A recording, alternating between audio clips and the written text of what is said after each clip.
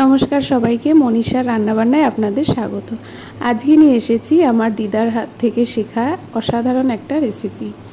রান্নাটা খুবই সিম্পল এবং খুব টেস্টি হয়। এখানে আমি হাফটা মতো লাউ নিয়ে নিয়েছি আর একটা আলু। লাউটা পাতলা পাতলা করে ছোট ছোট করে কেটে নিয়েছি।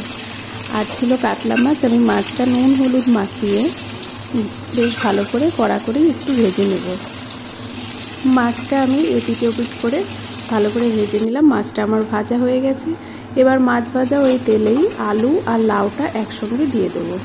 আমি এখানে 5-7 মিনিট ভালো করে নাড়াচাড়া করে তারপরে দিয়ে দেবো পরিমাণ মতো নুন হলুদ আর দিয়ে দেবো সামান্য একটু আদা বাটা। আদা বাটা দেওয়ার পর আমি ভালো করে একটু কষিয়ে নেব। ওই আদার কাঁচা গন্ধটা যাতে চলে যায় তার জন্য একটু কষিয়ে নেব। ততক্ষণে লাউটাও একদম মজে আসবে, অনেকটা কমেও যাবে। এবার যখন হয়ে গেল কষানো, আমি গরম জল দিয়ে দেব। একটু বেশিই দেব, পাতলা পাতলাই ঝোলটা করব। তারপরে কাঁচা লঙ্কা দিয়ে বেশটা ফুটিয়ে নিয়ে আমি একটা মশলা তৈরি করব শুকনো খোলায়।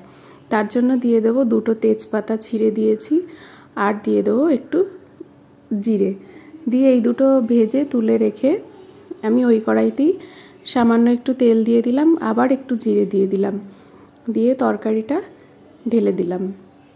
তরকারিটা ফুটে উঠলেই আমি ভেজে রাখা মাছগুলো দিয়ে দেবো। মাছগুলো একটু ডুবিয়ে দিয়ে 5-6 মিনিট ভালো করে ফুটতে দেবো যাতে মাছের মধ্যেও ঝোলটা ঢুকে যায়। এবার যে মশলাটা আমি ভেজে রেখেছিলাম ওইটা গুঁড়ো করে নিয়ে ওই ভেজে রাখা গুঁড়ো মশলাটা দিয়ে একটু নাড়াচাড়া করেই নামিয়ে দেবো। আর যেহেতু লাউয়ের তরকারিতে বেশি মশলাপাতি দেওয়া যায় না, কিন্তু এই তেজপাতার গন্ধটা তো এত সুন্দর লাগে। আমার তরকারিটা হয়ে গেছে, খুব সুন্দর হয়েছে, মিষ্টি মিষ্টি লাউ দিয়ে মাছ।